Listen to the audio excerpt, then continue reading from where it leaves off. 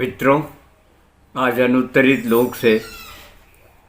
एक फिर कुरुक भाषा की कविता आगाज कर रहा हूँ।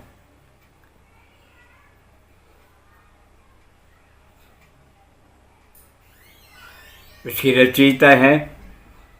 ग्रेस कुजूर और कविता का शीर्षक है स्त्री। कवित्री कहती है,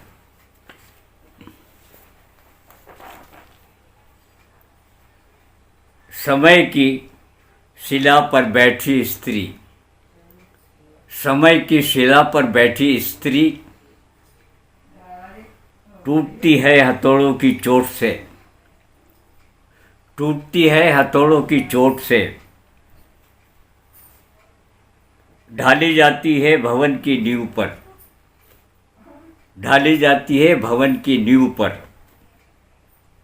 बनती है परिवार का आधार स्तंभ, बनती है परिवार का आधार स्तंभ। बोलती है फर्श पर वह स्नेह के शब्द, बोलती है फर्श पर वह स्नेह के शब्द, टपकती है देह से पसीने की बूंदें, टपकती है देह से पसीने की बूंदें, और चमक उठता है फर्श, और चमक उठता है फर्श सुंदर मोजेक की तरह, जिसकी ठंडक पर थके तुम्हारे पाँव, जिसकी ठंडक पर थके तुम्हारे पाँव पाते हैं आराम। समय के कैनवास में उकेरती है स्त्री, समय के कैनवास में उकेरती है स्त्री, उगते सूरज की रोशनी खामोश हवाएं, समय के कैनवास में उकेरती स्त्री, उगते सूरज की रोशनी खामोश हवाएं, प्यार की कूची से बनाती है रिश्तों की तस्वीर, बनाती है रिश्तों की तस्वीर, समेट लेती है उन पर सभी धूल, समेट लेती है उन पर जमी धूल, आंचल में अपने जब दिखती है तस्वीर धुंधली, आंचल में दिखती है जब तस्वीर धुंधली, पोंछ लेती है चुपके से आँखों के कोर, जब दिखती है तस्वीर धुंधली, पोंछ लेती है चुपके से आँखों के कोर। समय के पृष्ठ पर स्त्री करती है रोपनी, समय के पृष्ठ पर स्त्री करती है रोपनी,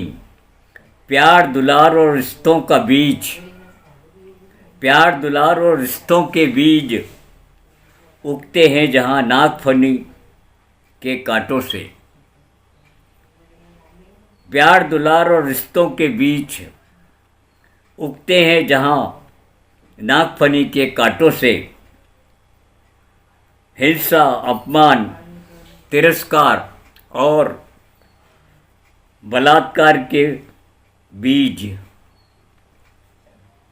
उगते हैं जहाँ नागफनी के कांटों से, हिंसा, अपमान, तिरस्कार और बलात्कार के बीज। बावजूद इसके पकती है उसकी किताब,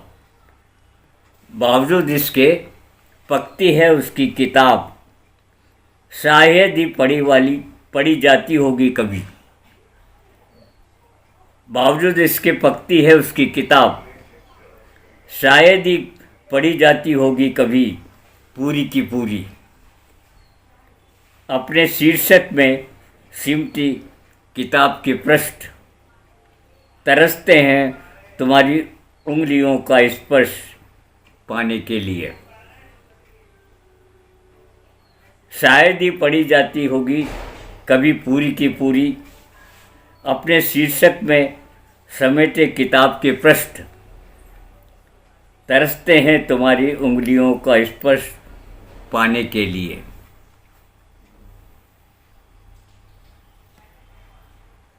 धन्यवाद।